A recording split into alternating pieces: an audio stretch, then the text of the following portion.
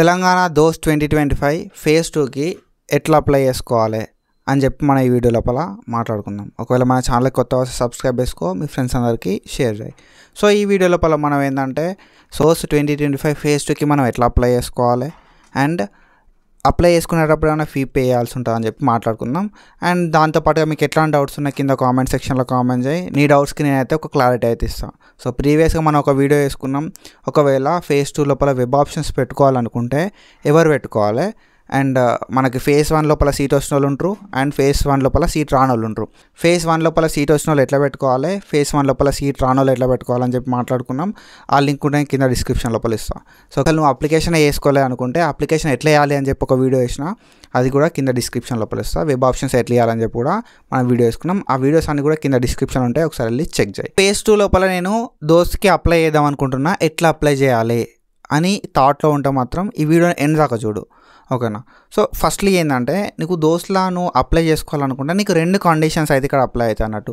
Already నువ్వు apply చేసుకోలే కాబట్టి నువ్వు దోస్త్ ఫేజ్ 2 లోపల అప్లై చేసుకుందాం అనుకుంటున్నావు. ఆల్రెడీ అప్లై చేసుకొని మంచి కాలేజీలో సీట్ రాకపోయినా, అసలు సీట్ రాకపోయినా నువ్వైతే దోస్త్ ఫేజ్ 2లో అప్లై చేద్దాం అనుకుంటున్నావు. ఇక్కడ ఈ 2 కండిషన్స్ లోపల ఏదైనా ఒక కండిషన్ అయితే నీది అయ్యి ఉంటుంది. ఒకవేళ ఈ 2 కండిషన్స్ కాదు అన్న సిచ్యువేషన్ లోపల నీ కండిషన్ ఏంది అని చెప్పి కింద కామెంట్ చేయి. సో ఏంటంటే అప్లై చేసుకున్నావు, ఇంకొకటి అప్లై చేసుకోలే, ఈ 2 కండిషన్స్ అయితే ఉంటాయి.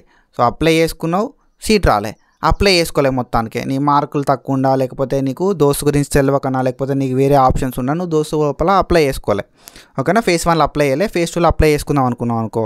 ఇప్పుడు నువ్వు పే చేయాలా వద్దా అని అంటే ఎవరైతే ఫేజ్ 1కి అప్లై చేసుకున్నారో, ఎవరి దగ్గరనైతే దోస్తుకు సంబంధించిన ఐడి పాస్వర్డ్ ఉందో వాళ్ళైతే ఫీ పేమెంట్ చేయాల్సిన అవసరం లేదు, ఓకేనా. దోస్త్ ఐడి ఉంది నీ దగ్గర, దోస్త్ పాస్వర్డ్ ఉంది అన్న సిచ్యువేషన్ లోపల నువ్వైతే ఫీ పేమెంట్ చేయాల్సిన అవసరం లేదు మళ్ళీ, ఓకేనా. డైరెక్ట్ నువ్వు వెబ్ ఆప్షన్స్ పెట్టుకోవచ్చు. సో ఎవరైతే ఫేజ్ 1లో మొత్తమే అప్లై చేసుకోలేదో, ఎవరి దగ్గర దోస్త్ ఐడి మొత్తమే లేదో, ఎవరి దగ్గర దోస్త్ పాస్వర్డ్ మొత్తమే లేదో వాళ్ళైతే ఫీ పేమెంట్ చేసి మళ్ళీ అప్లికేషన్ అయితే వేసుకోవాల్సి ఉంటుంది, ఓకేనా. సో సింపుల్లీ ఏం లేదు, నువ్వు అప్లై చేసుకున్నావా, అప్లై చేసుకోలేదా అని రెండింటి మీద నీకు క్లారిటీ ఉంటే నువ్వు ఫేజ్ 2 లోపల అప్లై చేసుకోవాలా వద్దా అనే క్లారిటీ వస్తుంది.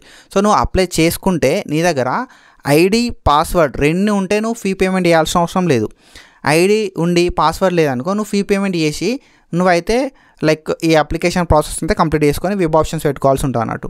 సో మనకి దోస్త్ లోపల ఫస్ట్ ఏంటంటే దోస్త్ ఐడిని జనరేట్ చేసుకోవాలి మన డీటెయిల్స్ ఇచ్చి, తర్వాత ఫీ పేమెంట్ చేసిన తర్వాత మనకు పాస్వర్డ్ వస్తుంది అన్నట్టు. ఈ ఐడి పాస్వర్డ్ తోటి మనం లాగిన్ కావాల్సి ఉంటుంది దోస్త్ పోర్టల్కి. నువ్వు లాగిన్ అయిన తర్వాత మన అప్లికేషన్ ఫామ్ ఒకటి ఫిల్ చేయాల్సి ఉంటుంది. ఫిల్ చేస్తే మన అప్లికేషన్ అనేది కంప్లీట్ అవుతుంది. ఆఫ్టర్ దట్ మనం వెబ్ ఆప్షన్స్ అయితే ఇవ్వాల్సి ఉంటుంది అన్నట్టు. ఇట్లా దోస్త్ ప్రాసెస్ అంతా అయిపోతుంది, ఓకేనా. సో ఈ ప్రాసెస్ లోపల నువ్వు ఫీ పేమెంట్ చేయాలా వద్దా అంటే నువ్వు ఫీ పేమెంట్ ఎప్పుడు చేస్తావు అంటే దోస్త్ అప్లికేషన్ ప్రాసెస్ని కంప్లీట్ చేయడానికి ఫీ పేమెంట్ చేస్తావు, ఓకేనా. సో నువ్వు ఆల్రెడీ దోస్త్ లోపల రిజిస్ట్రేషన్ చేసుకున్న సిచ్యువేషన్ లోపల, సో మనం ఈ లాగిన్ ఐడి మనకు పాస్వర్డ్ రావాలంటే రిజిస్ట్రేషన్ చేసుకోవాలి. సో నీకు ఐడియా వచ్చిందంటే నీ రిజిస్ట్రేషన్ కంప్లీట్ అయినట్టు. నువ్వు ఫీ పేమెంట్ చేసినావంటే మనకి పిన్ అనేది వస్తుంది అన్నట్టు, ఓకేనా. సో కంప్లీట్గా నీ రిజిస్ట్రేషన్ అనేది కంప్లీట్ అయిపోతుంది. So after this you will get ID password. నువ్వు ఫీ పేమెంట్ చేసినావు అంటే ఫేజ్ 1లో ఫీ పేమెంట్ చేసిన వాళ్ళు ఎవ్వరు కూడా ఫేజ్ 2 లోపల ఫేజ్ 3 లోపల ఫీ పేమెంట్ చేయాల్సిన అవసరం లేదు, ఓకేనా. సో 225 రూపాయలు మనం ఫీ అనేది కడతాం, ఓకేనా, ఫేజ్ 1 లోపల. అట్లాంటి సిచ్యువేషన్ లోపల నువ్వు ఫేజ్ 2లో ఫీజు అనేది పే చేయాల్సిన అవసరం లేదు.